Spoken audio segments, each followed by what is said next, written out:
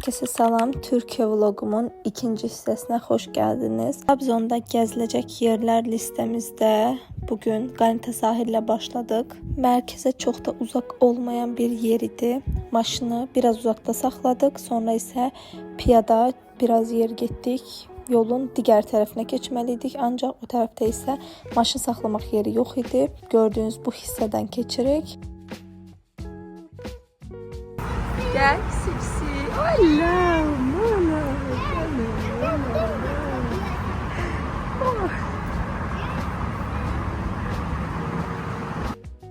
Gördüğünüz bu hissədən çay bahçesinin içindən keçərək gedirik. Deməli, Türkiyədə bir çox yerlərdə piknik eləyən ailələri görürdük.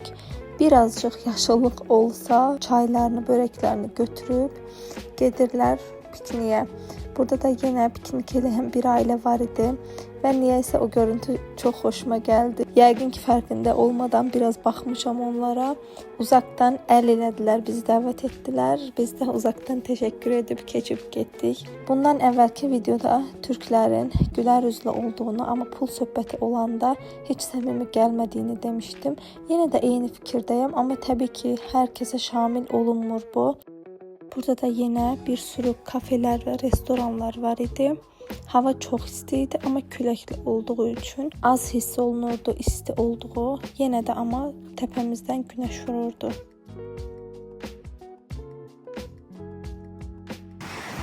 Deməli bura Qanita sahilində Kale Park'dır. Etrafında her yerde olduğu kimi burada da belə çay bağçaları falan var.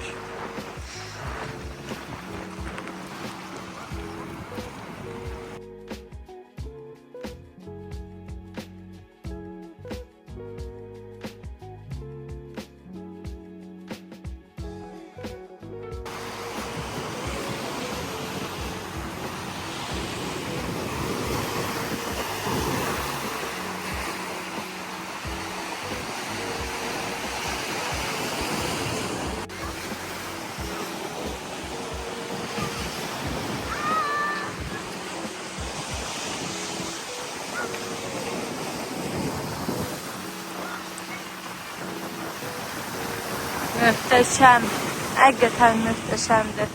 Hələ dalğaların köpüklənməyinə baxın.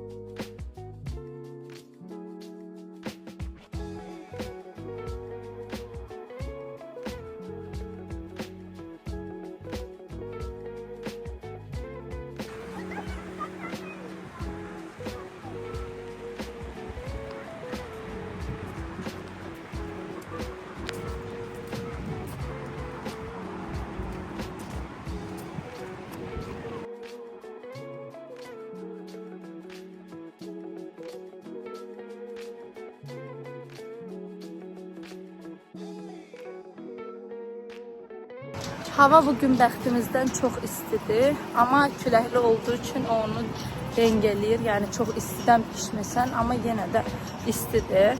Burada da Trabzon'da gördüğüm en büyük cami var. Kısaca Türkiye'de en sevdiğim özellik o oldu ki adım başına camiler var. Yani ki her mahallede var ve yani en azından aşağısı cami kimi olmasa belə yuxarı hissəsi var. Rize'de gəzə bildiyimiz qədər yerləri gəzdik. Yəni hansı ki bir-birinə yaxındır. Sadəcə yaylalara gedə bilmədik. Çünki axşam gec oldu. Gedə bilmədiyimiz yerlər qaldı, yaylalar qaldı və Trabzon'da isə hər kəsə məşhur olan Uzungöl ve Sümeyla Manastırı. Oraya gideceğiz. Bugün yəqin ki onlara akşam da olsa gideriz. Yani Uzungöl mənə o kadar şey gelmir. Çünkü yəqin ki sade bir göldür.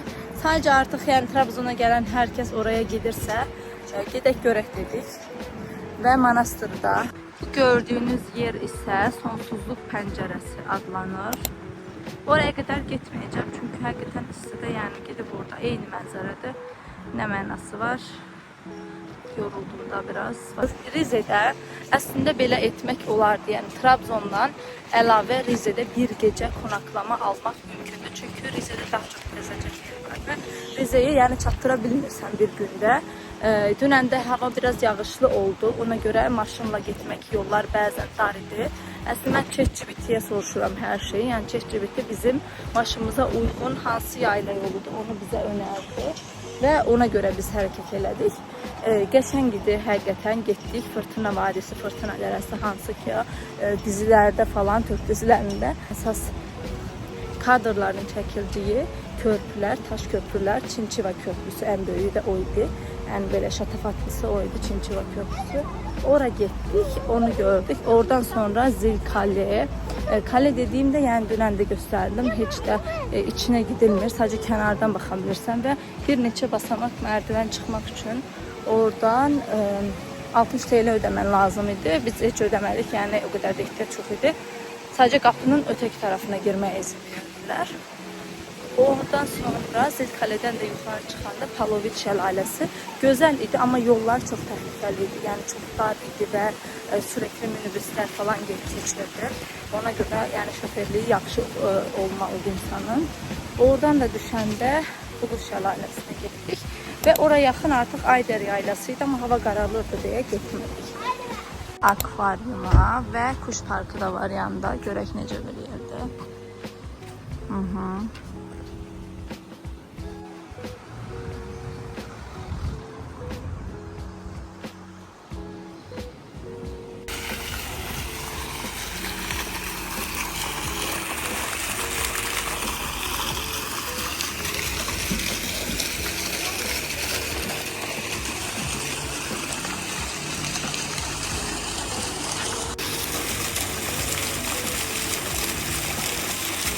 Hadi gidelim.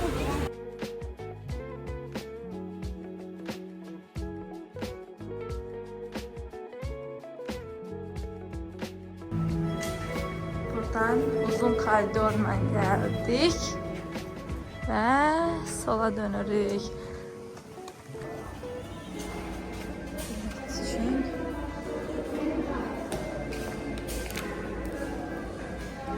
Bizdən kimlik istədikləri üçün, yəni pasaport istədikləri üçün pasportumuzun maşında olduğunu, amma elə də ki, xarici vətəndaş olduğumuzu dedik və bizə turist bileti verdilər. 2 yetişkin, bir uşaq turist biletinə toplamda 1500 TL ödədik. Əslində 1500 TL-ni lariyə çevirəndə hardasa 100 lari falan edirdi o zamanlarda. 100 lari çox da böyük bir akvaryum değildi, balaca bir yer idi. Buna görə yəni çox idi məncə, amma ilk dəfəyə görə dəyirdi. Türk tanıdıqlarımız isə bizə geri qayıdandan sonra dedilər ki, siz orada müze kartı almalıydınız. Müze kartı ilə isə bir çox yerdə hər kəsə qiymətlər eyni olur dedi, amma bir çox yerdə də müze kartı keçmirdi.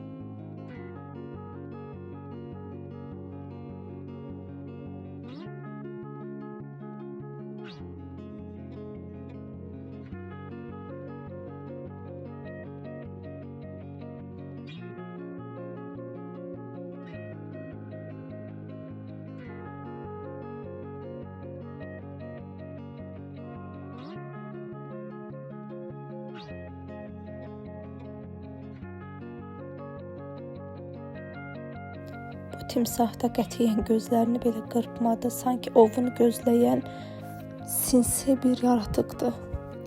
İndoneziyada falan belə heyvanların əhali ilə eyni yerdə yaşadığını düşünəndə mənə həqiqətən qorxuducu gəlir. Çünki bizdə kəndlərdə yayda ən çox evə qurbağa ya da çərtək girirdi və mən o çərtəklərdən çox qorxurdum.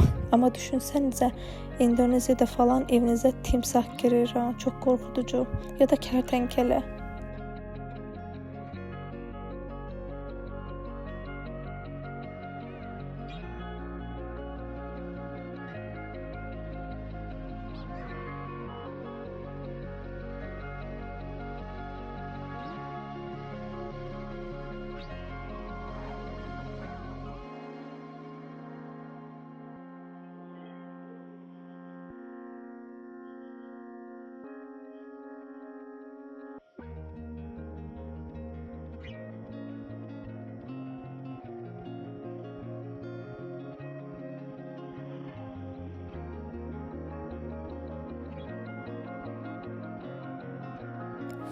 Burada da dal böceği yazılmışdı. Mən də uzun müddət buraya baxdım ki, hardadır bu böcək. Ondan sonra çox gec anladım ki, elə bu şüşənin üstündəki dal formasında olanlar elə özləri böcək imiş.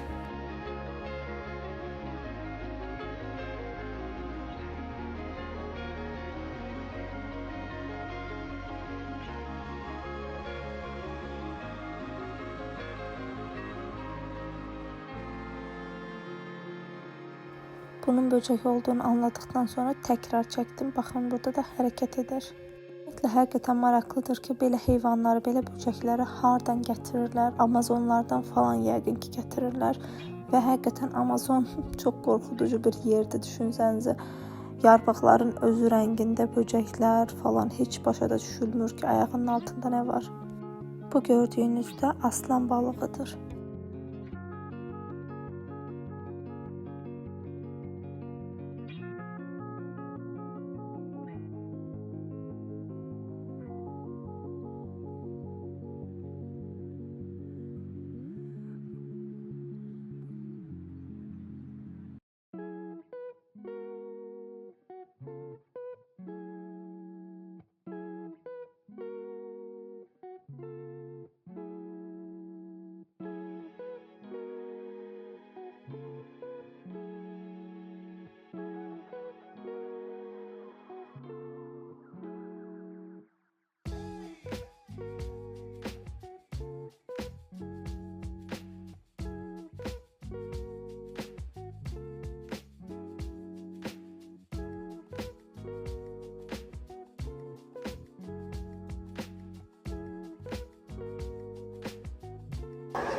Deməli, burada da bəzi dəniz canlıları var.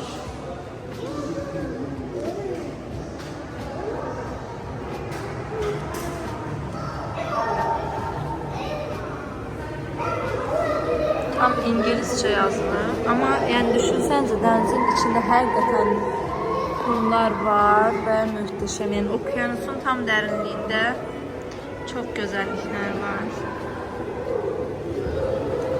Hələ buna baxın.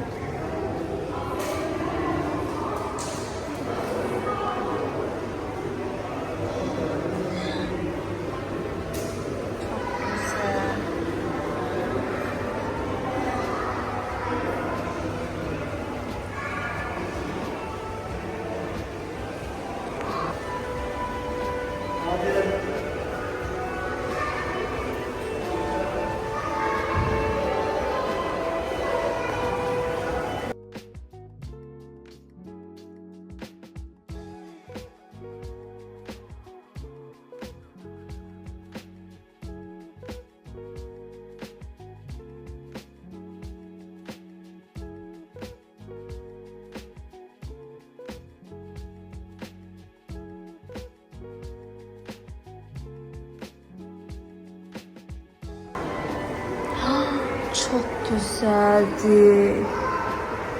Təsəvvür edin, bu həqiqətən də özü belədir. Yəni sən bunu əllə eləməmisən. Super.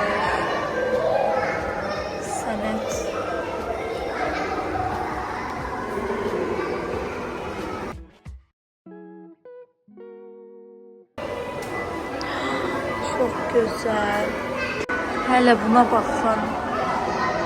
Normalde çok büyüktü. Yani çok büyüktü. Kamerada küçük görsənir. Süper. Muhteşem.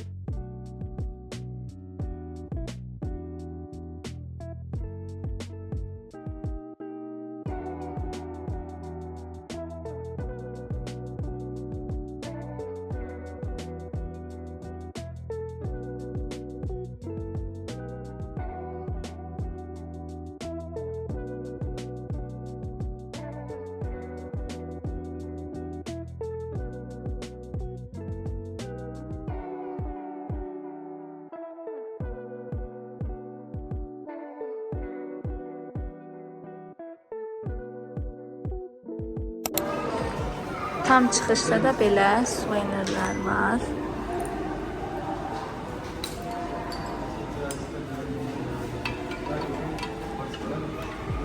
Həyat evim olsa belə bir şey mütləq alardım asmaq üçün.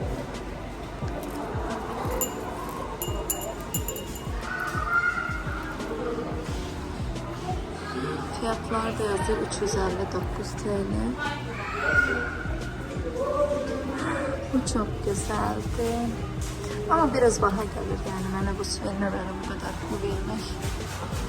Ne bileyim yani. 429 TL.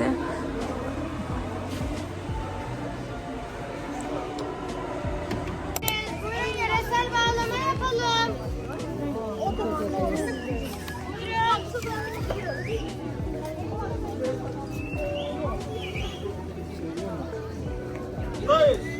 Abi çay var.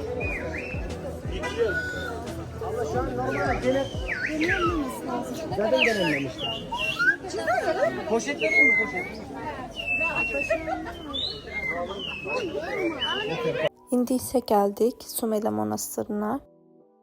Təbii ki, burada da hədiyyəlik əşyalar satılan yerlərə baxmadan keçə bilmirəm.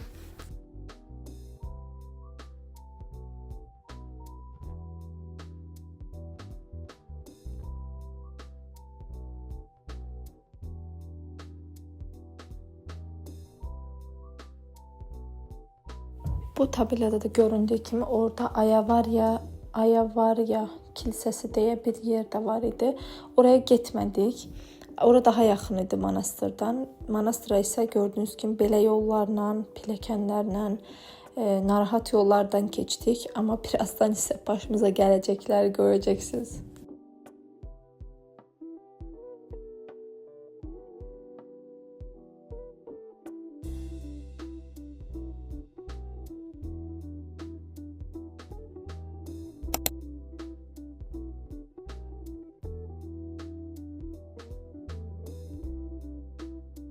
Və nəhayət yolun sonuna çatmamıza az qaldı və monastıra çatırıq.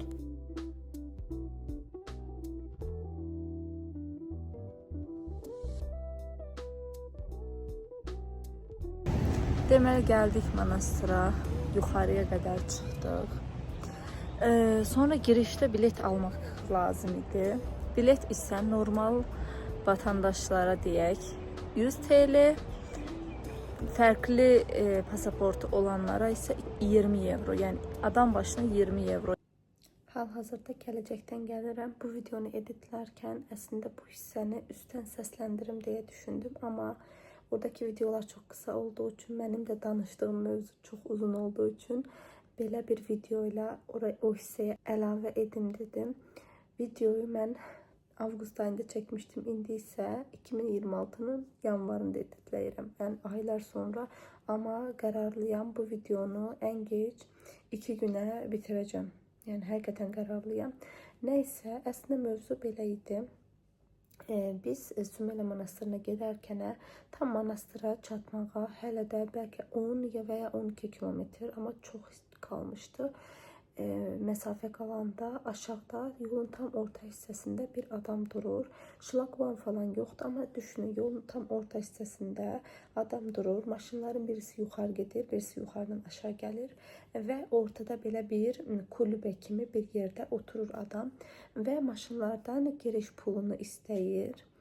Yəni düşünün ki, siz sadəcə monastıra yox, oradan da yuxarı əslində yol gedir, orada kəndlər var, yaylalar var və oranın sakini də ola bilərsiniz, orada yaşayan birisi də ola bilərsiniz və oraya girmək üçün pul istəyirlər sizdən. İndi bilmirəm, bəlkə də orada yaşayan əhali üçün giriş pulsuzdur, onların orada yaşadığına dair bilgilendirici bir şeyler var, bilmirəm. Oraya 150 TL veya 250 TL tam net xatırlamıram, amma bu ikisindən biri idi. Giriş pulu ödədik. Nəysə, ondan sonra isə bir 5-6 kilometr gedəndən sonra yenə eyni qaydada yolun ortasında bir kulübədə adam durur və bu dəfə o adam sizə giriş pulu istəmir. Yəni sizə deyir ki, siz maşını buradakı otoparka saxlamalısınız və orada tur avtobuslar saxlanılıbdır. Maşınınızı otoparka saxlayırsınız, otoparka pul ödeyirsiniz və oradakı tur avtobuslarına da yenə pul ödeyirsiniz ki, avtobuslar sizi yuxarı monastırın yanına çıxarsın. Yəni düşünün, sizin şəxsi maşınınız var və həm otoparka pul ödeyirsiniz, həm tur avtobusuna pul ödeyirsiniz, sizi qaldırıb sonra təkrar geri qaytarmaq üçün, həm də aşağıda giriş üçün ekstra pul ödeyirsiniz. Yəni ki, bilmirəm artıq nə deyilir buna. Ancaq biz başqa maşınlar da var idi və ödəmədən, yəni maşını saxlamadan aşağıda sürüb getdiklərini gördük və bizə də məntiqli gəlmədi ki, niyə mən maşınımı burada saxlayıb otoparka ekstra pul ödəyim və ekstra avtobusa pul ödəyim və avtobus məni yuxarı götürsün və geri gəlsin. Nəysə, biz də onları dinləmədik və öz maşınımıza yuxarı çıxma qərarı aldıq. Orada isə bizə dedikləri o idi ki, birazdan jandarma gələcək və cərimə yazacaq çıxan bütün maşınlara. Siz bilirsiniz, istəyirsiniz, gedin.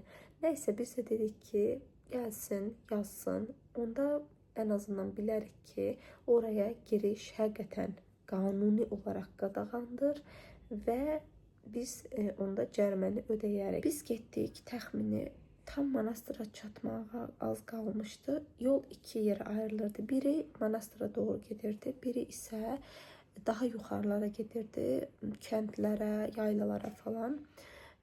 Və Manastıra doğru gedən yerdə yenə bir adam dururdu və maşınla o tərəfə buraxmırdı. Sadəcə tur avtobusları gedirdi o yolla. Çünki o yoldan da tam manastıra gedənə kimi bir xeyli yenə maşın yolu var idi. Nəysə, biz də digər tərəf yola doğru sürdük və orada yolun kənarında çox boş yerlər var idi maşın saxlamaq üçün və bir sürü də maşınlar saxlanmışdı. Biz də onu oradan bir yerə saxladıq və düşdük aşağı piyada getməyə. Bir müddət piyada getdikdən sonra videoda gördüyünüz o hədiyyəlik mağazalar olan, mısırlar satılan falan yerlər var idi. Ora çatdıq. Oradan sonra isə manastıra çıxmaq üçün bir xeyli pilləkənlərlə çıxmaq lazım idi. Pilləkənlər də çox sürüşkən idi yağışdan sonra və təhlükəli idi. Onun qırağında bir taxtadan əl tutmaq kimi qorumalıqlar var idi. Amma onu da yəni əlini vuranda belə əsirdi, sanki qırılıb düşə bilərdi. Kənarı isə meşə idi, yəni dərin meşə idi. Nəysə, orada da bir sürü insan var idi. Həqiqətən çox insanlar var idi. Manastıra ziyarətə gələn xaricilər də var idi, türklər də var idi. Nəysə, yəni insanlar gözləyə, kimisi yaşlı idi, kimisi bizi kimi uşaqlı idi. Ona görə hər kəs bir-birini gözləyə, yavaş-yavaş getdik. Bir müddət sonra axır ki manastırın olduğu yerə gəldik, çatdıq. Ondan sonra isə kassada bir müddət sıra gözlədik. Çünki sırada çox idi kassada. Sonra isə yoldaşım daha doğrusu sıra gözlədi bizim üçün. Mən gözləmədim. Və kassada normal vətəndaşlara girişin 100 TL, xarici vətəndaşlara isə 20 evro olduğunu öyrəndik. Yəni adam başına 20 evro idi. Biz isə 3 nəfər olduğumuz üçün 60 evro ödəməliydik. Belə baxanda əslində 60 evro ödəyərdik. Çünki onsuz da bu qədər pul xərcləyirik, səyahətə gəlmişik. Yəni ki, bu qədər də yol gəldikdən sonra dünyaca məşhur olan o manastırı görmək üçün 60 evro verə bilərdik təbii ki. Amma yoldaşım aşağıda da olan olaylardan dolayı sanki biraz dolmuşduq artıq. Və yoldaşım çox əsəbləşdi. Niyə belə ayrımcılıq edirsiniz dedi. Ən azından yəni ki, birazcıq fərq olmalıdır. Onu başa düşürük. Amma bu dərəcə fərq olmaz. Çünki onsuz da Türk lirasına çevrəndə evro çox-çox baha olur. Yəni ki, onların gözündə yəni evro çox bahadır. Amma bizim lariyə çevrəndə o qədər də tamam fərq eləmir onlara baxanda. Çünki onlarda 40 neçə qat idi. Bizdə isə 2.6 yəni 3 qat deyək yəni fərq var. Nəysə qısaca aylar keçibdi və hələ də keşkə girib də baxsaydıq deyə heç düşünmədim. Bu da belə. Rezil olduk baba. Rezil olduk baba. Rezil olduk baba. Argonduk olma.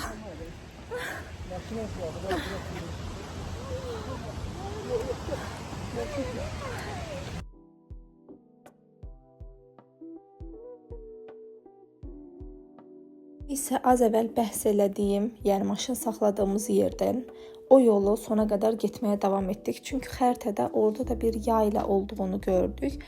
Maşınımız olduğu üçün dedik ki, istədiyimiz kimi rahat-rahat istədiyimiz yerə gedə bilərik. Vaxtımız da var idi. O yolu isə gördüyünüz kimi belə davam edirik. Amma orada yüksəyə çıxdıqca oradakı hava, mənzərə o qədər gözəl idi ki, yəni bunu buradakı kadrlarda belə mən bunu sizə göstərə bilmədim həqiqətən. Və oradakı sərin hava, insanın üzünə vuran o soyuq hava həqiqətən çox gözəl idi. Baxın, burada da həqiqətən mənzərənin çox gözəl olduğu bir yerdə maşın saxladıq və durub canlı gözlə baxdıq. Həqiqətən möhtəşəm idi və Rizedə ən sevdiyimiz özəlliklərdən biri də o oldu ki, addım başına hər yerdə şəlalə var. Həqiqətən deyək ki, elə trasla gedirsiniz ana yolda. O trasda belə siz həmişə şəlalələr axdığını görürsünüz. Dağlardan şəlalələr axır. Deməli, şəlalə Ama şutum bu. buradan axır. Baxın, yuxarıdan axır. Aşağıda dərə var, gəlir dərəyə tökülür və dərənin kənarında da evlər var. Çox da soyuqdur hava. Bulutlar görürsünüz. Uçur bulutlar. Benim telefon kesmemiş.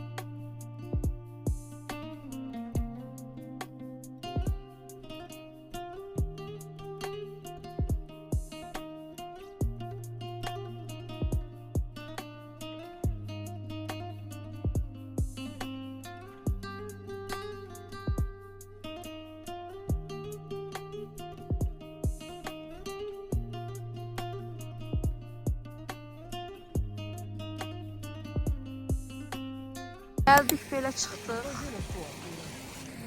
Deməli, o yolun asfalt gəldi, burada bitdi. Burada belə çay var. Bir sürü insanlar burada piknik eləməyə gəlir. Hər kəs hazırlıqlı. Əminəm ki, hər kəs köftəsini, börəyini, çörəyini alıb gəlibdi. Biz də səhər içdiyimiz kofe ilə aç susuz gəlmişik, səfil olmuşuq. Nəysə, içmək suyu var, suyumuzu təzələyəcəyik buradan və belə.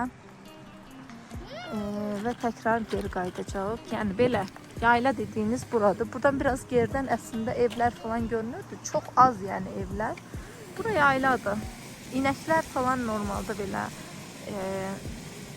bu işlə məşğul olanlar bura daha çox gəlir deyə düşünürük. Yəni belə yayla. Nə yaylasıdır bura tam bilmədim. Orada yazılır əslində şifalı su. Yazılır. Kurtdərə köprüsü, Çatalpınar, şifalı su o tərəfə gidilir. Yəni belə də asfalt bitdi artıq burada. Buradan başqa da bir şey yoxdur. Belə havada çox soyuq, 16 dərəcədir. Bu yoldan da yuxarı o evlərin yanına gedir.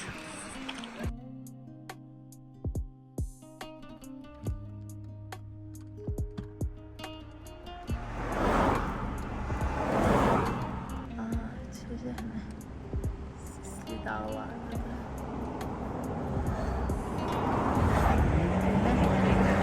Sabahınız xeyir olsun. Bugün Trabzonda son günümüzdür və indi oteldən çıxdıq. Maşınımız gördüyünüz kimi tıxa basa doludur. Çünki bagajda mənim iplərim var. Bütün maşının bagajını tutdu. Yəni ki, çox miqdarda aldım. Ucuz olduğu üçün. İndi isə gedirik. Son gediləcək yerlərimizə gedəcəyik axşama qədər. Çünki axşam sərhəddi keçəcək. Əslində sərhəddi ya səhər çox tezdən keçmək lazımdır ya da axşam saatlarında. Ona görə dedik ki, qalan yerlərdə gəzək. Çünki hər yeri gəzə bilmədik. İndi gedəcək öncə Migros marketə. Migrosdan bəzi hədiyyəlik lokum falan alacağıq. Tamam. Can. Çürük maç şimdi. Açacağım. Qoy danışayım bitirim. Lokum falan alacağıq. Ondan sonra isə gedəcəyik Rize tərəfə. Əvvəlcə Uzungölə gedəcəyik. Çox maraqım yoxdur Uzungölə, amma yenə də hər kəs gedirsə gedək görək. Yəni necə bir yerdir. Ondan sonra isə çay toplanan bir yer var. Çay bahçesidir. Yəni çay toplanan bir yerdir. Şəkil çəkdirə bilirsən, çay toplayırsan falan elə bir yerdir. Oraya gedəcəyik. Ondan sonra Uzungölə gedəcəyik. Ondan sonra isə Aydar yaylasına getmək istəyirik. Oraya getmədik. Belə yəni bugünlük planlarımız budur. Ondan sonra da akşam inşallah artıq sərhəddi keçəcəyik və sonra isə 3 günlük Batum tətilimiz olacaq. 3 günlük deyil əslində, biri bugündür. Bugünümüz demək olar ki burada gedəcək və sadəcə gecə oteldə olacaq. Sabah və birisi günü biz də o Batumdakı oteldən də çıxış verəcəyik artıq. Ondan sonra isə inşallah evimizə qayıdacağıq. Baxaq yəni bugünlük çəkə bildiyim qədər yerə çəkəcəm. Telefonumun yaddaşı dəhşət dərəcədə doldu. Heç bilmirəm yəni yer qalacaqmı videolar çəkməyə. Ondan sonra isə Türkiyə vlogunu bitirəcəm. Belə, indi isə biz yola çıxaq. Növbəti istiqamətimiz Uzungöldür.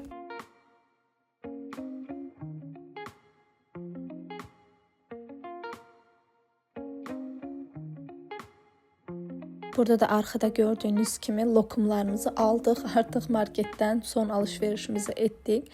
Əslində buradan hədiyyə olaraq götürülə biləcək şeylər arasında ilk lokum ağlıma gəlir. Bir də Rizedə çay məşhur olduğu üçün çay aldıq. Və gəldik Uzungölə. Zor da olsa bir parking tapdıq, maşını saxladıq.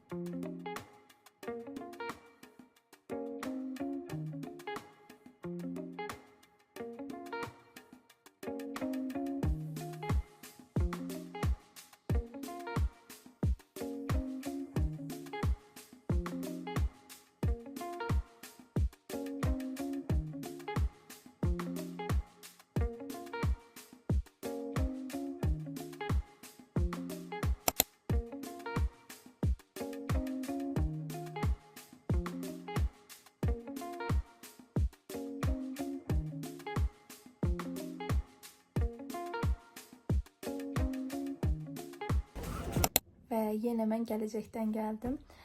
Biz Uzungölə getdik. Uzungöl getdiklərimiz yerlər arasında ən belə çox insan olan, böyük olan, daha belə şən-şakraq bir yer idi. Yəni çox restoranlar, çox mağazalar var idi. Və normal olaraq insanlar da çox idi. Ərəblər çox idi təbii ki. Çox kalabalıq idi. Ona görə də biz gölün hər yerini gəzmədik. Çox sıxıcı gəldi həqiqətən mənə. Elə bir iki yerinə baxdıq, şəkil çəkdirdik və ya mağazalara girdik, bir neçə şey aldıq. Ondan sonra isə geri qayıtdıq. Dediyim kimi, yəni çox maraqlı gəlmədi hər yerini gəzmək və insan çox idi deyə, yəni heç bir yerdə rahat durub istədiyin kimi baxa bilmirsən, rahat mənzərəyə baxa bilmirsən, gözləməlisən sırəni. Ona görə də ki, heç maraqlı gəlmədi, çünki mən çox kalabalıq yerləri sevmirəm. Yəni ki, mənim gəzmə anlayışım elə deyil. Mənim gəzmə anlayışım, deyək ki, gölə mi gedəcəm? Yəni göl səssiz bir yer olmalıdır. Gölün bir yerində oturub mənim səssizliyi doya-doya oranın dadını çıxardacağım bir yer olmalıdır. Yəni ki, mənim göl anlayışım o deyil ki, gedim görüm nədir. Tamam, gedib görməyə dəyir, amma dediyim kimi, yəni mənim daha çox orada durub ruhumu dincəldəcəyim bir yer olmalıdır. İndi təbii ki, Uzungöldə elə bir gözləntim də yox idi. Çünki oraya görüb baxmağa gedirdik, yəni ki, bilməyə gedirdik. Ona görə heç elə bir gözləntim yox idi. Sadəcə, yəni o qədər də maraqlı gəlmədiyini demək istədim. İndi deyəcəksiniz ki, hər yerdə maraqsız deyirsən, elə deyirsən, belə deyirsən, amma belə yəni fikirlərimi, düşüncələrimi açıqca deməli olduğumu düşündüyüm üçün bunu da demək istədim. Çay toplamaya gidiyorum.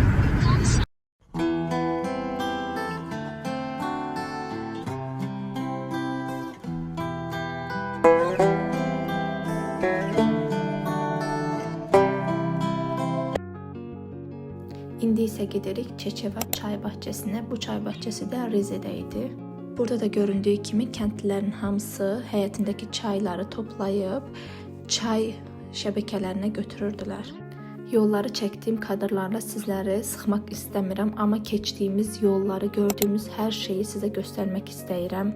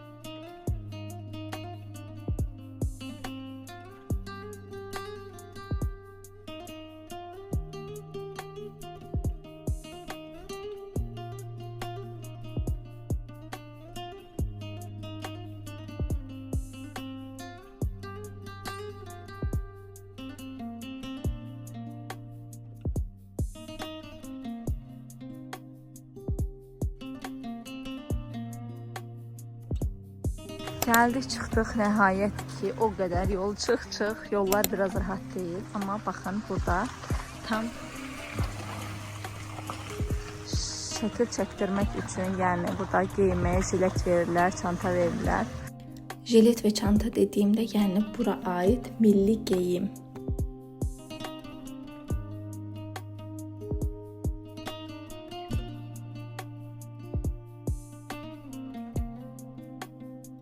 Təəssüf ki, bundan sonrasında YouTube üçün heç bir şey çəkmədiyim üçün, Instagram üçün çəkdiyim bu videonu qoyuram buraya. Burada deməli özüm üçün aldığım bu milli geyimə 70 TL verdik. Yəni burada gördüyünüz belimə bağladığım şal başıma və arxadakı o çanta kimi çay toplama hasır səbət deyək, onu verdilər və oğlum üçün də o səbətin balaca versiyasını verdilər. Onu təbii ki ekstra pul almadılar, yəni sadəcə 70 TL ödədik. Buranı Çeçe və çay bahçesi deyə axtarıb naviqasiyada tapa bilərsiniz. Çeçeva əslində bu bölgənin, yəni kəndin adıdır. Deməli bu kənddə bir çox çay plantasiyası var idi. Yəni hər kəsin evinin həyətində çay var idi və kəndlilər bu çayları toplayıb hər kəndin içində çay kurun və ya başqa çay firmalarının balaca bir şəbəkə kimi bir yeri var. Hamısını toplayıb oraya götürürdülər və oradan da Çaykurun öz böyük zavoduna aparılırdı.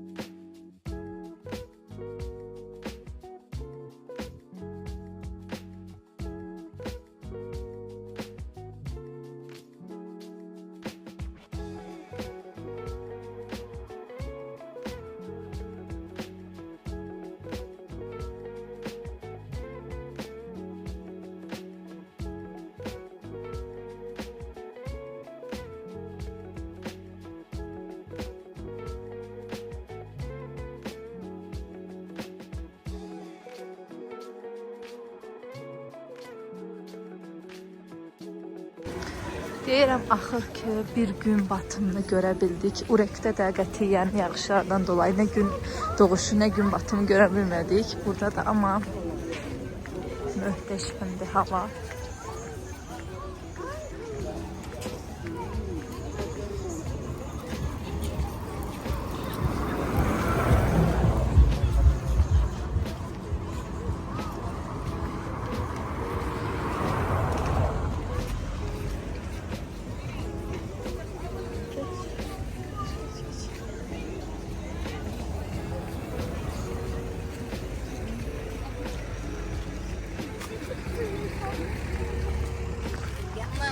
İndi biraz otların üstündə adyal sarıb oturacağıq.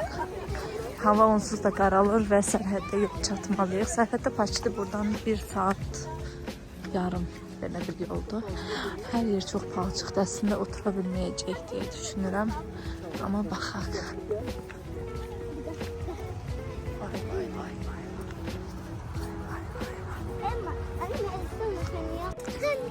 Deməli mini pikniyimizi elədik. Saat 19:48-dir və Ayder yaylasında hal-hazırki mənzərə budur. İndi isə çıxacağıq və birbaşa sərhəddə yollanacağıq. Maşınımız dəhşət dərəcədə doludur. Yəni bilmirəm, sərhəddə inşallah bir problem yaranmaz. Baxaq. Hava da həqiqətən bu dəqiqə çox soyuqdur. Belə məkanı da göstərmək istəyirəm. Buradan yuxarı bir çox yemək məkanları var, otellər var, restoranlar var və ən yuxarıda da yenə yol dönəndə bir çox otellər var. Elə burada da tam yaylanın arxasında villalar var. Yəni ki, çox kalabalıq bir yerdir. Çox insan var, çox obyekt var. İndi hal-hazırda saat 8, yəni bu saatdır və hələ də buralar belə cıvıl-cıvıldır. Amma buradan aşağı geri düşəndə yol artıq qaranlıq olacaq biraz. Mən isə sizi buradan sağollayıram. Vlogumu burada bitirmək istəyirəm. Sonraki vlogu isə Batumda açacağım. Amma o demək olar ki, qısa bir vlog olacaq. Yəni ki, 3 gün, heç 2 gün ancaq orada olacaq. Yəni ki, bəzi gəzməli yerlərə gedəcək. Daha çox orada dincəlməyə çalışacağım. Həqiqətən burada heç də dincəlmək olmadı. Əksinə qaça-qaça hər yeri çatdırmağa çalışdıq. Amma gözəl idi. Həqiqətən bir çox yer gördük. Daha bilmirəm vlogda nə qədər yansıda bildim. Amma bir çox yer gördük. Siz də kanalıma abunə olaraq mənə dəstək olsanız çox sevinərəm. Bir sonraki videoda görüşərik. Sağ olun.